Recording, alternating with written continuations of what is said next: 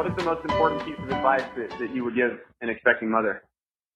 To eat well, and that means keeping protein up, having a good ratio of calcium to phosphate in the diet, be getting around 100 milligrams of good protein every day, and something like a 1-to-1 ratio of calcium to phosphate if possible. Great. That's awesome. Thanks, Ray. Another question here from a woman. What are your thoughts on the common suggestion that a pregnant mother should be consuming high volumes of water? Water can be very dangerous. Your requirement for protein and calcium means that during once pregnancy gets going, 2 quarts of milk a day is kind of the minimum, along with maybe a quart of orange juice. And with 2 or 3 quarts of those going in as food, you have very little need for other liquid. If you don't balance your water intake, especially with sodium, but also with calcium, magnesium, and potassium, sodium is very often the most important mineral lacking in pregnancy. And if you add water to your regime without balancing it with salting your food to taste, that can have very bad outcome. In the 1950s, when the drug companies devised new chemical diuretics, they decided pregnant women would be a good market for them. So they invented the idea that you shouldn't gain so much weight during pregnancy.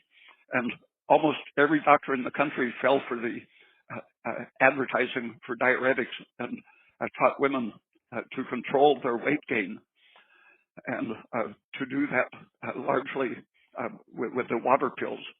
I'm going to pause it right there too. Pretty sick, what they do. But this also is paired with the confounding factor that most mainstream sources are telling you to eat 2 grams or less of sodium a day, sometimes a little more, but usually there or less. And when you compound that low sodium with taking a diuretic, this is just a disaster waiting to happen, as far as throwing all of these minerals, these electrolytes, out of whack in your body and creating a state of famine, kind of wartime state, where your body is not going to be prone to saying, let's keep this baby, let's feed this baby well. It's saying, my body is not in a good place right now. So that's why the effects, he mentions disastrous effects, are things like miscarriages and birth defects and all of those things. Or in the case of someone having difficulty getting pregnant, just not being able to get pregnant. All right, let's continue. That had really a disastrous effect on the outcome of millions of pregnancies. The progesterone is pretty much the basis for the body's ability to regulate water and salt accurately, but you have to take in a generous amount for the progesterone to be able to regulate it. In the 2 different studies of pre-eclampsia, in which the women were developing high blood pressure, they, knowing the physiology, when progesterone is deficient, you tend to retain water without sodium, potassium, calcium, and so on. And so they tried giving pretty big supplements of table salt to these women with eclampsia, where the standard medical prescription was to have them avoid salt and take diuretics. These 2 studies supplemented several grams per day of table salt and cured the preeclampsia, regulated their blood pressure. And that same principle works anytime your progesterone is deficient relative to estrogen. You seem to be retaining water, but it's really that you're losing sodium too fast. and balancing your minerals will help you get rid of the water. How that works is that albumin in the blood forms the negative charges on albumin molecules bind the positive charges of sodium, and that combination of electrical charges binds water around that cloud of molecules. And if you don't have enough sodium, the albumin can't retain its water. The albumin tends to fall out of solution, going into your tissues or out your kidneys. The pre-eclampsia, high blood pressure women tend to lose a lot of albumin in their urine. And how these researchers cured the preeclampsia with sodium, it was because the sodium allowed the albumin to stay in the bloodstream and to attract water to it, pulling water out of the tissues and keeping it to increase the volume of blood needed to perfuse the placenta and uterus. So water without sodium, and especially with the diuretics that were being sold to American and European and Australian women, the excess water and diuretic combination and salt restriction is a very deadly mixture. Are there any prenatal vitamins that are put on the market that could be good, apart from just getting the vitamins and nutrients we need from food? I don't really know of any. Traditionally, they have emphasized iron, and the idea that women need more iron than men isn't true, because estrogen gives women a powerful advantage for efficient absorption of iron from a meager diet. Estrogen makes you attract into the intestine about 10 times as much iron as a man would. And the reason so many women seem deficient in iron isn't that they're losing some every month with menstruation. That's true, but since the average diet contains enough iron, if they're absorbing it efficiently, the real cause for the apparent anemia is low thyroid function. Thyroid is what governs the formation of red blood cells, and as the red blood cells form, if you have enough copper in your diet, that will attach the iron. I would guess it's more than half of the diagnosed iron deficiencies in women are really thyroid deficiencies. The temperature of your arms and legs powerfully governs your ability to make red blood cells, and if your thyroid metabolism is low, your arms and legs tend to be cooler than optimal, and so you slow down your production of red blood cells. Okay, let's try to summarize what we learned here from Dr. Ray. Number one, we talked about protein, getting about 100 grams per day. You can go overboard with protein, so you don't want to do that. The best source is going to be mostly from dairy. Also, some meat would be great too, but making dairy a part of that is also going to help. Number two here, where we talked about this calcium to phosphate ratio. So I'm going to explain just a little bit more about this calcium to phosphate ratio, where Dr. P has talked about it in other places. As far as like, why is this important for everyone, but especially for women trying to get pregnant and trying to have a baby flourish inside of them. So number one, let's talk about the wrong direction. What happens when your phosphate to calcium ratio is high? In other words, when you have much more phosphate compared to, or as opposed to calcium. Number one, it's going to raise your stress hormones. It's going to promote bone loss and therefore increase calcification of your soft tissues. So what does that mean? That means that the body is pulling calcium out of the bones weaker, and then it's distributing, it's in your blood. So if you have high calcium in your blood, this is probably happening. And then it's going into soft tissues where it shouldn't be. That means muscle tissue, but also arterial tissue, which means that's part of the plaque that clogs arteries and leads to cardiovascular diseases and decreased oxygenation to tissues. So that is definitely not what we want.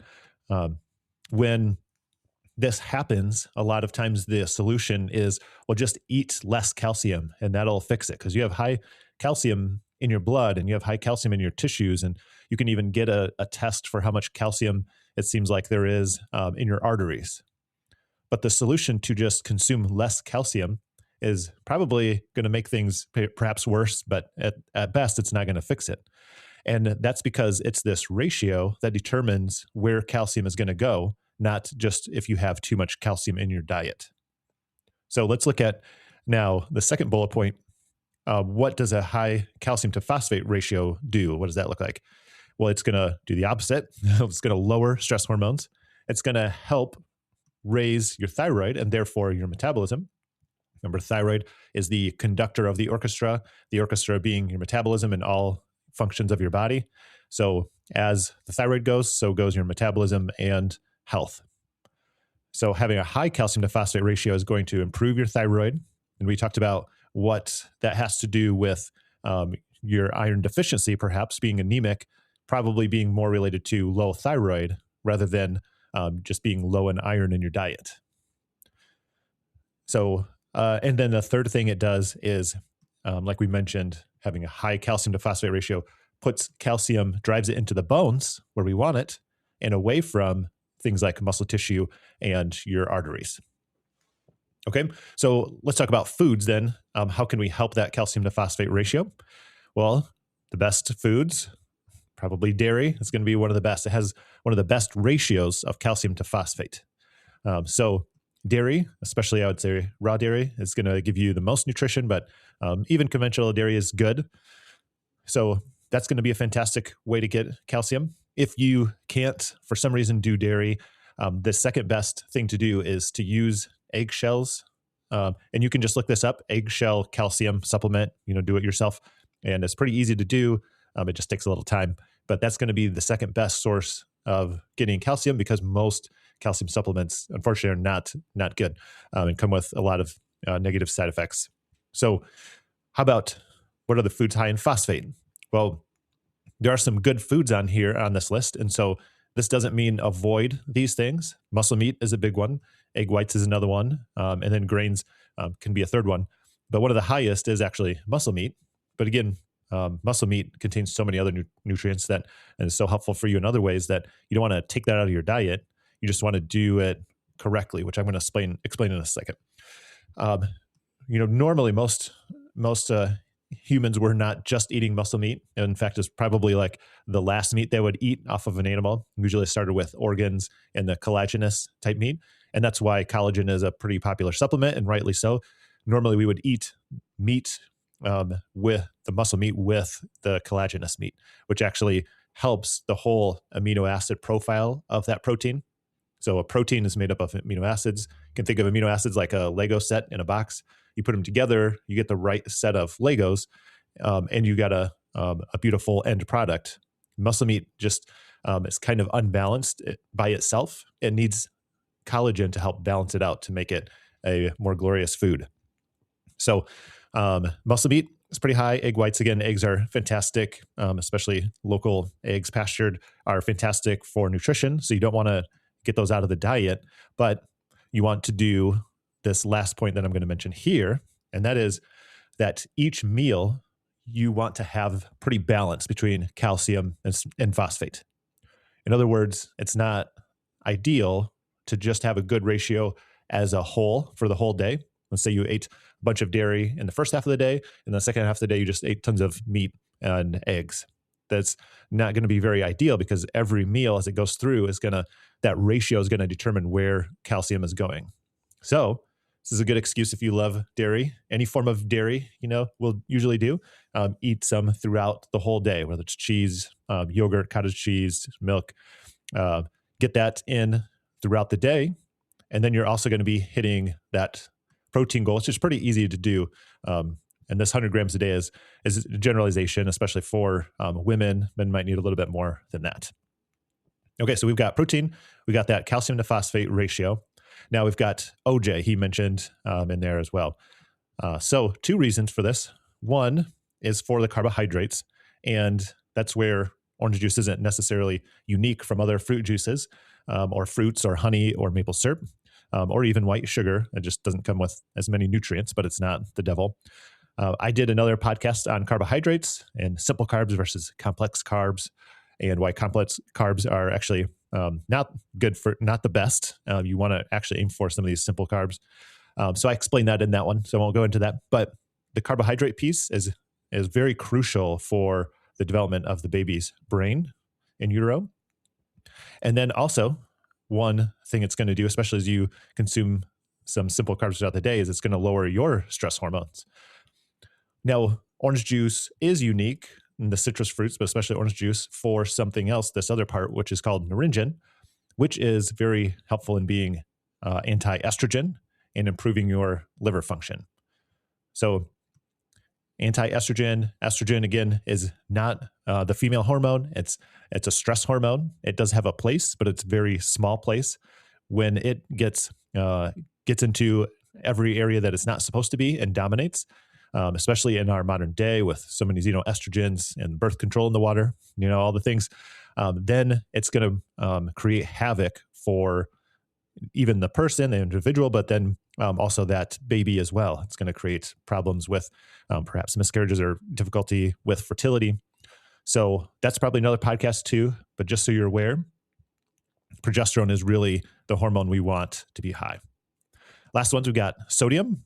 We talked about sodium a bit. So we talked about the importance of having sodium in the diet. Probably around this 4 to 6 grams is actually where the sweet spot is. So that's like 2 to 3 times what the ADA will tell you to eat, our lovely government. So making sure not to drink tons of plain water, but to have a good amount of sodium so that you can hang on to the sodium and hang on to the other electrolytes. So this is the thing, especially this happens with athletes, especially marathoners. They chug plain water, but they pee a lot. And when they're peeing, they're usually urinating out a bunch of sodium, magnesium, potassium, all their electrolytes. And this is the reason why they go to the hospital, they pass out, maybe even some have died. It's from hyponatremia, not from dehydration. Hyponatremia, low sodium. They've lost too much sodium in their body. And that's different than what we think of as dehydration. And that is like not having enough water. That's almost never the problem. We don't know of any athlete that has died from true dehydration, like not enough water. I mean, that happens like if you're stuck in the desert, but it hasn't ever happened that we know of in a athletic event. It's low sodium. Okay, and then his funny statement, he knows of no good prenatal supplements.